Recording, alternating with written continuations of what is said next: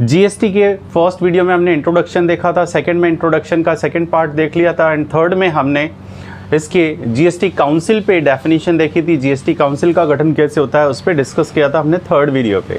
And fourth video पे हमने GST से रिलेटेड इनपुट क्रेडिट की किस तरह से एग्जेम्पशन ली जा सकती है, सीजीएसटी, आईजीएसटी, एसजीएसटी को कैसे एडजस्ट किया जा सकता है उसके बारे में हमने डिस्कस किया था। आज हम जीएसटी में जो महत्वपूर्ण डेफिनेशन है उन पर डिस्कस करेंगे, जो हमारे जीएसटी में काम आते हैं, जो वर्ड हमारे जीएसटी के अंदर काम आएंगे सबसे ज़्यादा हम उन पर डिस्कस करेंगे, उन पॉइंटों को क्लियर करेंगे। तो सबसे पहले अगर आपने मेरा ये चैनल सब्सक्राइब नहीं किया है तो चैनल सब्सक्राइब कर लीजिए, ताकि आगे जीएसटी से रिलेटेड जो वीडियो हैं वो आपको समय समय पर मिलते रहें। और ये हिंदी में इसलिए है ताकि ज़्यादातर इसकी डिमांड यही हुई कि हिंदी में सर इसे डालने की कोशिश कीजिए ताकि ये वर्ड भी हमें समझ में आ सके, इसलिए मैंने इसे हिंदी में डालना स्टार्ट किया है। आइए आज हम डिस्कस करते हैं डेफिनेशन पे। डेफिनेशन में सबसे पहले हम लेते हैं, यहाँ पर डेफिनेशन दे रखी है। सबसे पहले हमारे पास दे रखा अभियोग योग्य दावे अंडर सेक्शन 2 सबसेक्शन 1 के अकॉर्डिंग। एक्शनेबल क्लेम, ऐसे क्लेम जो हमारे किस में चल रहे हैं, अदालतों में, अदालत के अंदर चल रहे हैं या हमारे ऊपर किसी ने केस कर रखा है, तो उनके आने के चांसेस, इनकम जब केस फाइनल होगा तो मेरे को उससे इनकम मिलेगी। इसी तरह से कुछ और भी हैं जिनको अभियोग योग्य दावे में शामिल किया गया है, तो वो हो सकती है हमारी एलआईसी की पॉलिसी वगैरह हो सकती हैं, हमारे म्यूचुअल फंड्स हो सकते हैं, प्रतिभूतियाँ हो सकती हैं, उनको भी इसमें डाला गया है। और लॉटरी का टिकट भी आप इसमें ले लीजिए, एक्शनेबल क्लेम के अंदर आ गया, अभियोग योग्य दावे के अंदर हम इसे शामिल कर सकते हैं। नेक्स्ट आता है हमारे पास सेकंड, कुल आवर्त या कारोबार अंडर सेक्शन 2 सबसेक्शन 6, यानी टोटल टर्नओवर आपका या टोटल बिजनेस कितना रहा। टोटल टर्नओवर क्या, जो एक कंपनी ने अपने पूरे साल भर में जो टर्नओवर दिया है वो। अब आपकी रिटर्न क्वार्टरली जाती है तो क्वार्टरली, मंथली जाती है तो मंथली, वो तो देना ही है, बट एनुअल जो जाएगी उसमें टोटल टर्नओवर, ठीक है। और अगर मंथली ले रहे हैं तो मंथली के अंदर जो मंथ में आपने सेल किया है 1 तारीख से लेकर आपकी 30 तारीख तक का जो है, ठीक है। इस पे डेट भी देखेंगे कब कब आपकी रिटर्न जाएगी। तो यहाँ पर अभी हम बात कर रहे हैं सिर्फ टर्नओवर की, तो टर्नओवर में कौन सी चीज़ आ सकती है आपकी, जो आपकी सारे टैक्सेबल गुड्स, एग्जेम्प्टेड गुड्स हो गए, जीरो रेटेड गुड्स हो गए, सभी को इसके अंदर शामिल किया गया है। बट इसमें शामिल नहीं करेंगे तो किसे, अगर गवर्नमेंट ने किसी तरह से आपको सब्सिडी दी है तो उस सब्सिडी को इंक्लूड नहीं करेंगे। बट यहाँ पर एक चीज़ है, अगर कोई व्यक्ति अपनी तरफ से कोई सब्सिडी देता है तो उस सब्सिडी को इसका पार्ट माना जाएगा। फॉर एग्जांपल, अगर मान लीजिए एक ट्रस्ट है जिसको 600 रुपये में कोई प्रोडक्ट चाहिए, उसने किसी बिजनेसमैन से बात की और उससे रिक्वेस्ट की कि आप हमें ये प्रोडक्ट 600 में दिला दीजिए, जबकि वो किसी कंपनी में जाके बात करता है तो वहाँ पे पता चला कि वो प्रोडक्ट कितने का है, 1000 रुपीज़ का।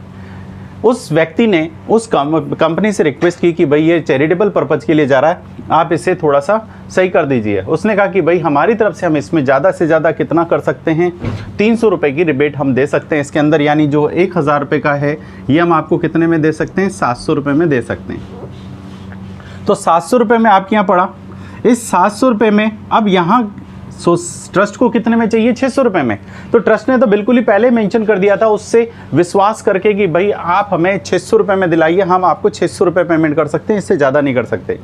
उस व्यक्ति ने कहा कि चलिए ठीक है, जो इससे ज़्यादा होगा वो मैं अपनी तरफ से पे कर दूंगा, मैं आपको इतने रुपये में अवेलेबल करा दूंगा। और उसने बात करके देखी तो 700 रुपये में पड़ा। तो बीच का जो डिफरेंस है 100 रुपीज़, ये जो थर्ड पर्सन ने प्रोवाइड कराया है ये टर्नओवर का पार्ट माना जाएगा। बट टर्नओवर में किस किस को इंक्लूड नहीं किया है, तो टर्नओवर के अंदर यहाँ पर सीजीएसटी, एसजीएसटी, आईजीएसटी, यूटीजीएसटी, इनको लेस किया है, और किसी तरह के सेस अगर हैं तो उनको इसमें शामिल नहीं करना है, उनको इसमें से लेस कर देना है। चलिए नेक्स्ट दे रखा है हमारे पास कर निर्धारण अंडर सेक्शन 2 सबसेक्शन 11 के अकॉर्डिंग। असेसमेंट क्या होते हैं, तो देखिए जीएसटी एक्ट के अकॉर्डिंग असेसमेंट क्या होंगे, तो असेसमेंट के लिए याद दिया है स्वतः कर निर्धारण आपका जो स्वयं आप करेंगे उसके अकॉर्डिंग, ठीक है। पुनर्कर निर्धारण हो सकता है, रीअसेसमेंट आपसे करवाते हैं तो वहाँ पर, क्योंकि यहाँ जो असेसमेंट होगा वो किसके अकॉर्डिंग होगा? जीएसटी एक्ट के अकॉर्डिंग होगा। तो या तो स्वतः कर निर्धारण खुद का जो है वो, सेकंड आपको दिया पुनर्निर्धारण, दोबारा रीअसेसमेंट करवाने की जरूरत पड़ी तो यहां पर आएगा। नेक्स्ट अस्थायी निर्धारण, टेम्परेरी, अगर कोई व्यक्ति रिटर्न फाइल करता है तो उनका अस्थायी निर्धारण में जाएगा, कर निर्धारण में। एंड सर्वोत्तम निर्धारण, बेस्ट जजमेंट, जो एसएससी उस पर डिसीजन नहीं ले पाता या उसको इसके रूल पता नहीं है जिसकी वजह से उसको लॉस हो रहा है, तो असेसिंग ऑफिसर ये डिसीजन ले सकता है और क्या कर सकता है? बेस्ट जजमेंट के अकॉर्डिंग उसका असेसमेंट कर सकता है। यहां दिया है फोर्थ पॉइंट, अधिकृत प्रतिनिधि, ऑथराइज पर्सन कौन होता है? अंडर सेक्शन 2 सबसेक्शन 15 के अकॉर्डिंग।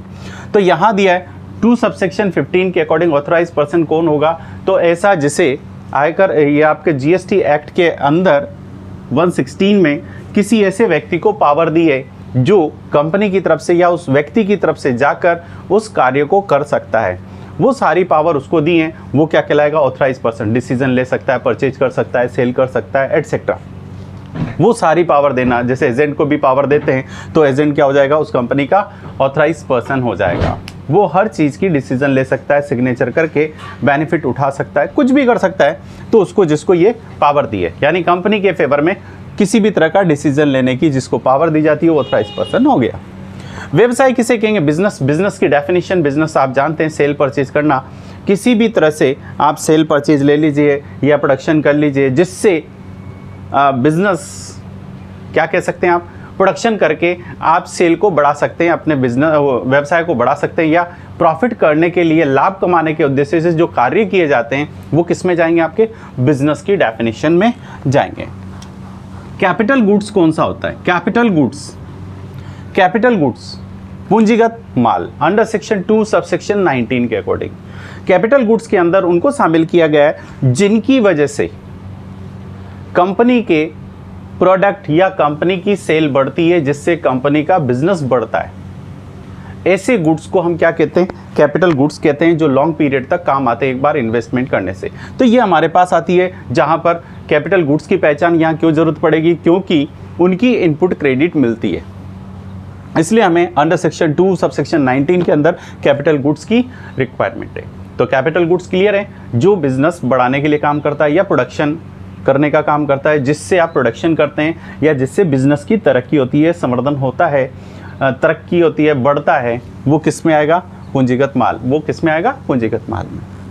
आगे चलिए नेक्स्ट, आकस्मिक कर योग्य व्यक्ति, अंडर सेक्शन 2 सबसेक्शन 20 के अकॉर्डिंग।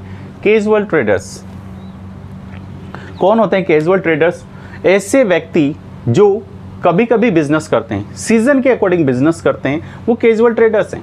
जैसे रेती का बिजनेस करना, आपका पतंग का बिजनेस करना, सीजन आया बिजनेस किया, राखी का बिजनेस करना, रंगों का बिजनेस करना, होली आई, होली से पहले उन्होंने फटाकों का बिजनेस करना, दिवाली आने से पहले फटाके तैयार करना और दिवाली तक फटाके बेचना, उसके बाद अपना बिजनेस को बंद करने। आइसक्रीम का बिजनेस, गर्मी आई, आइसक्रीम में बेचने का बिजनेस, ये कौन से हो गए? कैजुअल ट्रेडर्स, आकस्मिक, जो अंडर सेक्शन 2 सबसेक्शन 20 के अंतर्गत आते हैं जीएसटी में।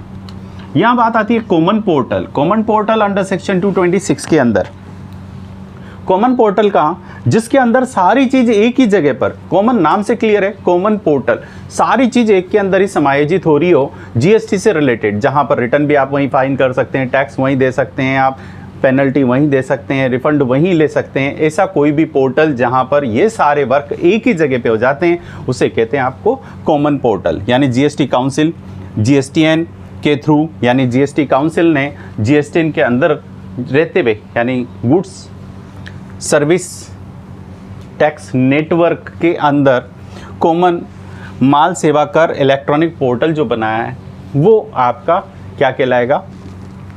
अंडर सेक्शन 220 के अकॉर्डिंग, सॉरी 227 के 6 के अकॉर्डिंग कॉमन पोर्टल की कैटेगरी में शामिल किया गया है। ठीक है, क्लियर है, जहां पर सारी चीज़ आपकी क्या हो, एक ही जगह समायोजित हो सकती हो, जहां पर मैं हर चीज़, टैक्स भी वहीं दे सकता हूं, विड्रॉल भी वहीं कर सकता हूं, पेनल्टी भी वहीं करता हूं। संयुक्त आपूर्ति किसे कहते हैं? कंपोजिट सप्लाई, अंडर सेक्शन 230 के अकॉर्डिंग कंपोजिट सप्लाई। अगर हम कहें तो एक प्रोडक्ट के साथ, एक गुड्स के साथ अदर गुड्स उसके साथ जुड़कर उस कार्य को पूरा करते हैं तो वो क्या कहलाएंगे, संयुक्त supply, composite supply. For example, अगर मैं एक छोटा सा एग्जाम्पल दूं तो जैसे कोटा राजस्थान से गुड्स जयपुर राजस्थान में ट्रांसफ़र करना है, ठीक है। जैसे यहाँ से 50,000 का गुड्स भेजा गया, कितने का, 50,000 का गुड्स सप्लाई किया गया, टीवी, फ्रिज, कूलर कुछ भी ले लीजिए। कोटा से कहाँ पर भेजे गए हैं, जयपुर भेजे गए। अब जयपुर भेजे तो इसके लिए क्या क्या चीज़ होना ज़रूरी है, लोडिंग अनलोडिंग जुड़ेगी सर्विस इसमें। तो कौन कौन सी, लोडिंग अनलोडिंग,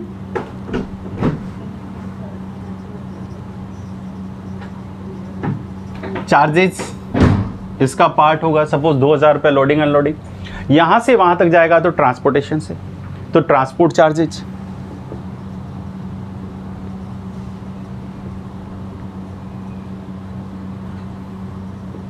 5,000 रुपये डाल दिया। इसी तरह से अब ट्रांसपोर्ट से वहाँ तक पहुँच गया। माल को जब एक जगह से दूसरी जगह, यहाँ पर 300 किलोमीटर का डिफरेंस है, 244, 245 जो भी डिफरेंस है, इसमें माल चोरी होने का चांसेस, टूटने का चांसेस। तो इससे बचने के लिए आप क्या करेंगे, उसकी सेफ्टी। तो सेफ्टी करने के लिए आप क्या करवाएंगे, इंश्योरेंस, एक जगह से दूसरी जगह तक सेफ पहुँचाने के लिए। तो इंश्योरेंस,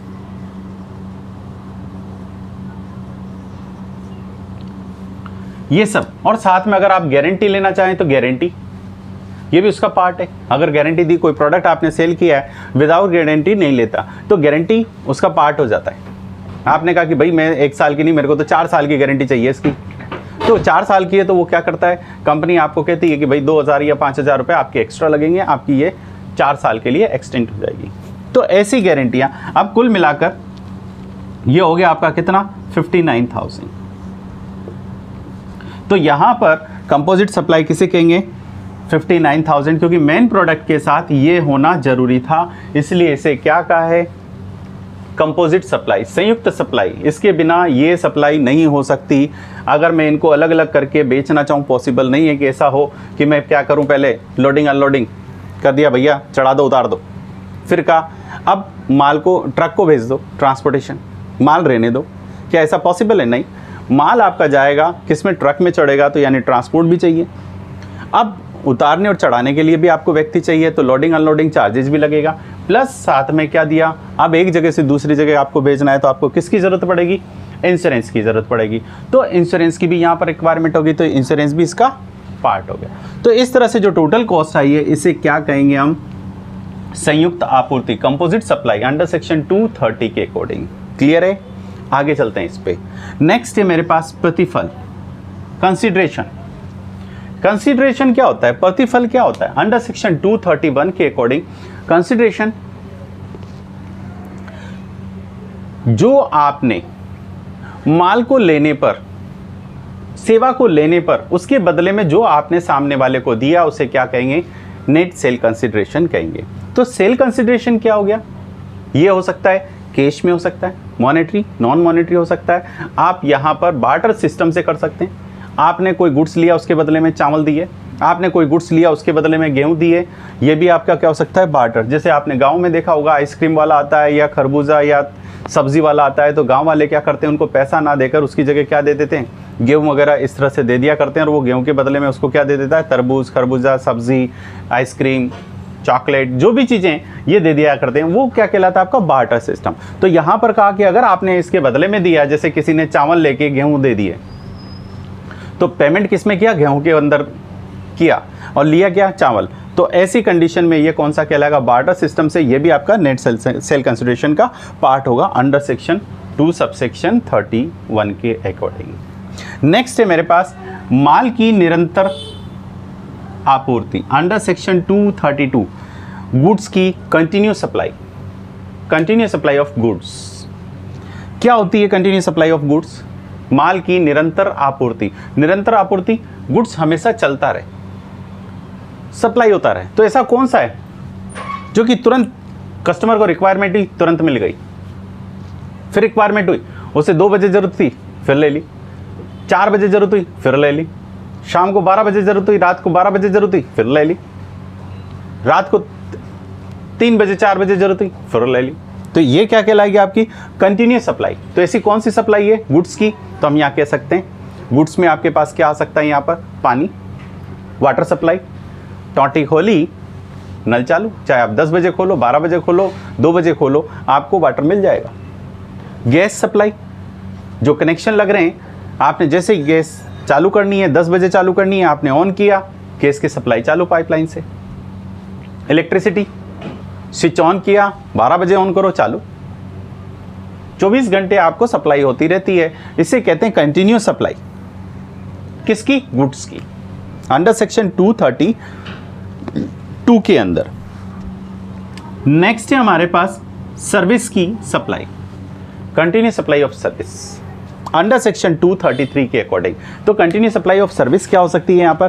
तो कंटिन्यूस सप्लाई ऑफ सर्विस में वही चीज ऐसी जिसका लिंक नहीं टूटता है, पूरा टारगेट पूरा होने के बाद वो आपकी रुकती है। जैसे अगर मैं कहूँ स्कूल के बच्चे, कोचिंग के बच्चे, स्कूल, आपने एडमिशन लिया 11th में, तो 11th में आपको रेगुलर जब तक आपके एग्ज़ाम नहीं हो जाते, रिजल्ट नहीं आ जाता, यार एग्ज़ाम नहीं हो जाते, तब तक आपको स्कूल जाना है।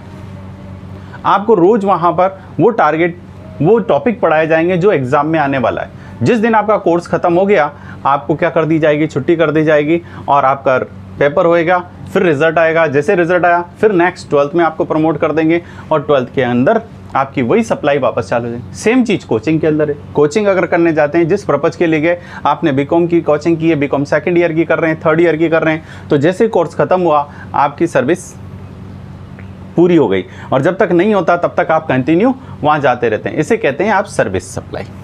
ठीक है, तो अंडर सेक्शन 233 के अकॉर्डिंग। नेक्स्ट है हमारे पास 13 वाला पॉइंट, इलेक्ट्रॉनिक रोकड़ खाता अंडर सेक्शन 243। इलेक्ट्रॉनिक रोकड़ खाता, हर एक रजिस्टर्ड व्यापारी जो जीएसटी के अंदर रजिस्टर्ड है, उसे अपने पेमेंट करने के लिए क्या करना पड़ता है? अपने टैक्स का पेमेंट करना है, अपने रिसिप्ट लेनी है, किसी भी तरह का जो पेमेंट करना है वो किसके थ्रू करेगा? इलेक्ट्रॉनिक रोकड़ बही के थ्रू। और यहाँ पर जैसे जीएसटी से जुड़ा, जीएसटीएन से जुड़ा रहता है, तो उसका अकाउंट उसमें डला रहता है। अब आपको पैसा ट्रांसफ़र करना है, तो आप किसके थ्रू इसमें पैसा ट्रांसफ़र कर सकते हैं? पेमेंट करने में अपने अकाउंट के थ्रू कर सकते हैं, debit card, credit card etcetera, इनके थ्रू आप उसमें ट्रांसफ़र कर सकते हैं। जैसे आपने देखा है फ़ोन पे, पेटीएम, गूगल पे, इनमें पेमेंट करना है तो आप क्या करते हैं, उसमें पैसा कम रह जाता है तो आप बैंक से उसमें ट्रांसफ़र कर देते हैं और अपना बैलेंस रखते हैं, ताकि जहाँ चाहे वहाँ आप उसका पेमेंट करने में उसको काम में लेते रहते हैं। तो सेम चीज़ यहाँ पर होती है। इलेक्ट्रॉनिक कॉमर्स अंडर सेक्शन 234 के अकॉर्डिंग, जीएसटी की भुगतान करने के लिए इलेक्ट्रॉनिक नेटवर्क के माध्यम से आपको क्या करना पड़ता है? जो पेमेंट किया जाता है उसे क्या कहते हैं? इलेक्ट्रॉनिक कॉमर्स कहते हैं। ठीक है, तो जीएसटी का भुगतान जो आप करेंगे किसके थ्रू? इलेक्ट्रॉनिक माध्यम से। जो आपने अकाउंट खुलवा रखा है, उस अकाउंट में आपका पेमेंट पड़ा है, उस पेमेंट के थ्रू आप उसका पेमेंट करते हैं गवर्नमेंट को, तो इसे आप क्या कहेंगे? इलेक्ट्रॉनिक कॉमर्स अंडर सेक्शन 244 के अकॉर्डिंग। एंड ऑपरेटर कौन होगा? तो नाम से ही क्लियर है, जो आपका इलेक्ट्रॉनिक कॉमर्स ऑपरेटर, जो आपका जीएसटी नेटवर्क है, उसको ऑपरेट करने का काम जो कर रहा है वो क्या कहलाएगा? अंडर सेक्शन 245 के अकॉर्डिंग इलेक्ट्रॉनिक कॉमर्स ऑपरेटर आपका हो गया। नेक्स्ट आते हम नेक्स्ट, इसमें लास्ट जो हमारे पास यहाँ पॉइंट दे रखा है, करमुक्त आपूर्तियाँ। ये इस वीडियो के लिए लास्ट है, क्योंकि अभी तो हमारी और डेफिनेशन बाकी है, जो अगला वीडियो जो हमारा आएगा उसमें डिस्कस करेंगे। तो देखिए, करमुक्त आपूर्ति अंडर सेक्शन 247 के अकॉर्डिंग एग्जेम्प्टेड गुड्स कौन से होते हैं? ये हमारे अंदर टैक्स में काम आएंगे। किस पे टैक्स लगेगा, किस पे नहीं लगेगा, टोटल टर्नओवर में कौन सा आता है, कौन सा नहीं आता। जस्ट अभी मैंने आपको बताया था टोटल टर्नओवर में क्या क्या चीज़ इंक्लूड होता है, तो यहाँ पर दिया था हमने जीरो रेटेड सप्लाई है, वो टर्नओवर में आएगा। एग्जेम्प्टेड गुड्स आएगा आपका, टैक्स फ्री गुड्स उसमें आएगा। बट ऐसे गुड्स नहीं आते जो गुड्स की डेफिनेशन में ही नहीं आते, जीएसटी के अकॉर्डिंग गुड्स में शामिल नहीं कर रखा है उन्हें। ठीक है, जिन पर हमारे जीएसटी के अंदर टैक्स नहीं लगता। तो देखिए यहाँ पर किस किस के अंदर दे रखा है। तो पहला हमारे पास दे रखा है जीरो रेटेड, जीरो सप्लाई वाला गुड्स। तो जीरो सप्लाई कैसे? अगर आप एक्सपोर्ट करते हैं तो हमारे देश के अंदर उसे क्या माना है? जीरो रेटेड माना गया एक्सपोर्ट करने पर। जो कि एक्सपोर्ट करने पर उस पर 0 रेटेड टैक्स लगता है। इंपोर्ट करने पर IGST, बट एक्सपोर्ट करने पर आप पे क्या लगेगा, 0 रेटेड, और उसे इंटर स्टेट सेल मानते हैं। ठीक है, आगे चलिए नेक्स्ट, पूर्णतया कर मुक्त माल अंडर सेक्शन 11 के अकॉर्डिंग, अंडर सेक्शन 6 के अकॉर्डिंग।